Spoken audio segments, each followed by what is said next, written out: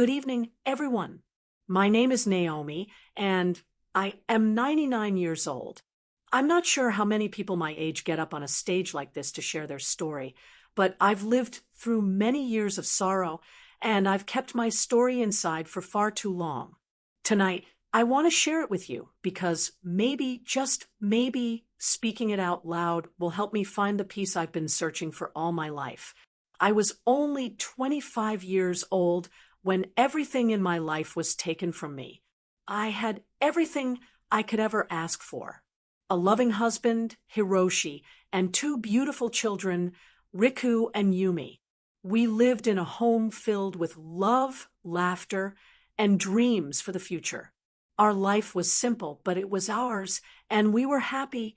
I couldn't imagine a world without them, without the life we had together. But in one instant, that world was gone, erased by the bomb that fell on our city of Naga Saki. I still remember that day, like it was yesterday.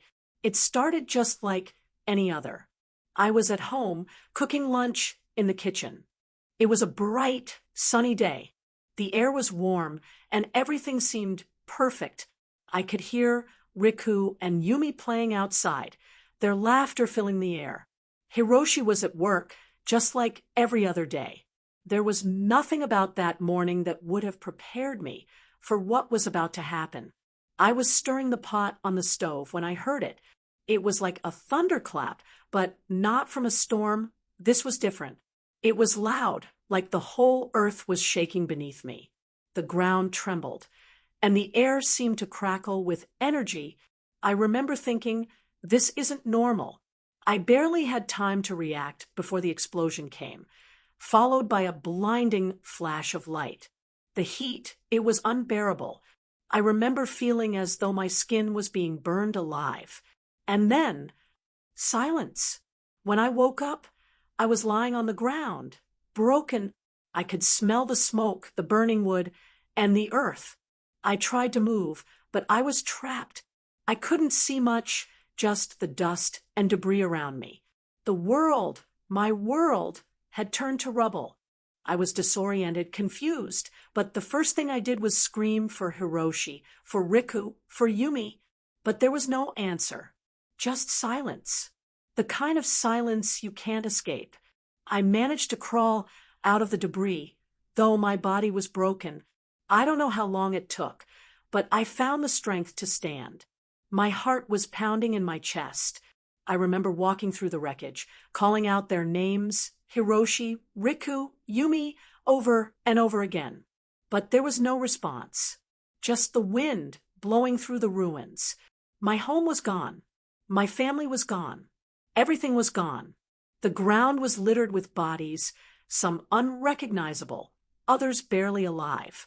I remember seeing people, strangers, covered in dust, calling for their own families. But I couldn't help them. I couldn't find my own. The days that followed were like a blur. I searched, hoping for a miracle, but nothing came. I couldn't understand it. How could everything just vanish? How could I be left alone, with nothing but memories of a life that no longer existed? I never remarried. I couldn't. No one could ever replace them. For so long, I carried the pain inside me. The world moved on around me, but I stayed trapped in the past, clinging to memories of my family. Hiroshi's smile, Riku's laugh, Yumi's small hands holding mine. Those memories were all I had left, and I kept them close. Through all of it, one thing stayed constant, my love for them. Hiroshi, Riku, Yumi. They were never gone from my heart. Every day, every night, I would remember them. I would keep their memory alive in my mind, in my heart, and I would pray that somehow they knew I still loved them, even though they weren't here with me. And now, at 99 years old, I stand here to share their story, to make sure they're never forgotten. Hiroshi, Riku, Yumi, they were real. They were loved.